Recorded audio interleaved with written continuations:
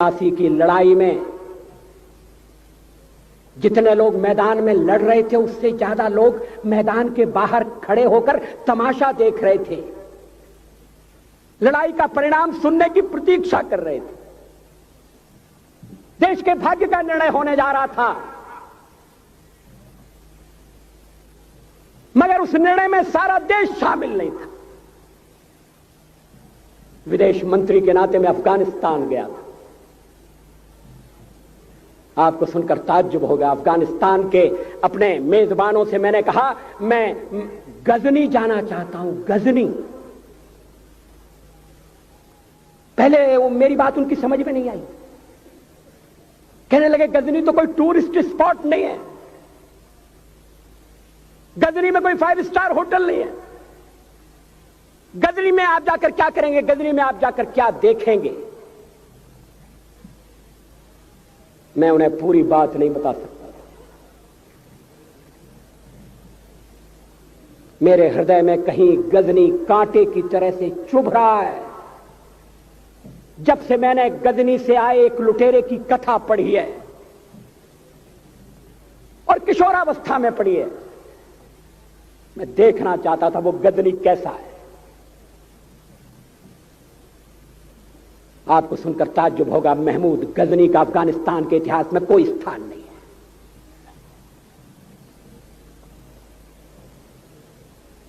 गजनी छोटी सी जगह है, छोटा सा गांव है।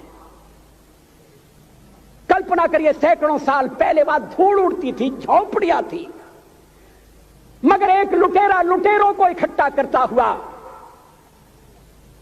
सोने की चिड़िया को लूटने के लिए चला आया। आपस की फूट से जो राजा है वो लड़ेगा, जो क्षत्रिय है वो लड़ेगा। हमने समाज के बहुत बड़े वर्ग को लड़ने के अधिकार से वंचित कर दिया। हमने उन्हें हथियार नहीं उठाने दिए। मार्शल नॉन मार्शल के आधार पर हमने समाज को बांट दिया। वो लुटेरा सोमनाथ के मंदिर तक चला गया। पुजारी देखते रहे। मंदिर की पूजा भक्तों को करना पड़ती है। मंदिर तो एक प्रेरणा का केंद्र है। मैं देशपांडे जी की तरह से नास्तिक नहीं हूं, मगर उनकी नास्तिकता में भी जो आस्तिकता है मैं उसका आदर करता हूं, उसका सम्मान करता हूं। वो जिस आत्मविश्वास से नास्तिक होने की बात कहते हैं, तो मैं उनसे कहना चाहता हूं वो सचमुच में नास्तिक नहीं है। जिसकी आस्तिकता है, जिसका विश्वास है, वो नास्तिक कैसे हो सकता है। विश्वास किसमें है यह बड़ी बात नहीं है, विश्वास है या नहीं। हमने समाज के बहुत से बड़े वर्ग को विश्वासहीन बना दिया।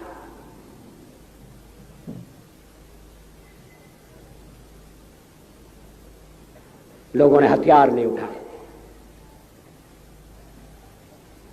वेद पढ़ने के दरवाजे बंद कर दिए। इसलिए हम पादाक्रांत हुए। अफगानिस्तान में मैंने एक बात और देखी। मुझे जिस होटल में ठहराया गया उसका नाम था कनिष्क। अफगानिस्तान एक मुस्लिम देश है। मुझे बड़ा ताज्जुब हुआ, मैंने कहा कनिष्क यहां कहां से आया। तो मेरे साथ अफगानिस्तान के विदेश मंत्री थे। मैंने कहा कनिष्क आपका कौन लगता है, कनिष्क से आपका क्या संबंध है। कहने लगे कनिष्क हमारा पूर्वज है, कनिष्क हमारा पुरखा है। He was one of our forefathers. मैंने कहा तब तो हमारे आपके पुरखे एक हैं। अफगानिस्तान के लोगों ने उपासना पद्धति बदली है, संस्कृति नहीं बदली। आज के भारत के परिवेश में यह सुनने के बाद थोड़ा विचित्र लगता है। हमारे यहां तो धर्मांतरण के साथ राष्ट्रांतरण होता है, ऐसा दृश्य दिखाई देता है। पड़ोसी देशों में ऐसा नहीं हुआ। अभी राम जन्मभूमि का मामला चल रहा है। एक विदेशी आए, कहने लगे राम जन्मभूमि का क्या झगड़ा है। हमने कहा इस पर विवाद हो रहा है कि श्री राम कहां पैदा हुए थे, और जहां पैदा हुए थे वो स्थान उनके मंदिर के लिए प्रयुक्त किया जाए या न किया जाए। वो इंडोनेशिया से आई थी, वो मुसलमान है। कहने लगे हम तो समझते थे कि राम के लिए सारे भारत में आदर होगा, सम्मान होगा। हमने कहा ये आपने कैसे समझा? कहने लगे आप तो इंडोनेशिया आ चुके हैं, इंडोनेशिया में बहुत से लोगों ने इस्लाम स्वीकार कर लिया, मगर श्री राम को विस्मृत नहीं किया, श्री राम को भुलाया नहीं। इंडोनेशिया के बाली द्वीप में 1 महीने रामायण की लीला होती है। मैं उस समारोह में जा चुका हूं। उस समय भी विदेश मंत्री मेरे पास बैठे थे। मैंने कहा ये रामायण ये क्या हो रहा है? मैंने कहा एक्सीलेंसी ये मंच पर क्या हो रहा है? कहने लगे एक्सीलेंसी आपको पता होना चाहिए। हमने कहा मुझे तो पता है मगर मैं जानना चाहता हूं। कहने लगे ये रामायण है, ये राम है, ये लक्ष्मण है, ये सीता है। हमने कहा इनसे आपका क्या संबंध है? आप तो मुसलमान हैं। कहने लगे हमारा संबंध बहुत पुराना है, हमारा तब का संबंध है जब हम मुसलमान नहीं हुए थे। थाईलैंड की राजधानी अयोध्या कही जाती है। थाईलैंड के राजा को आज भी राम कहा जाता है। सावरकर जी ने हिंदू राष्ट्र की बात की, हिम्मत के साथ।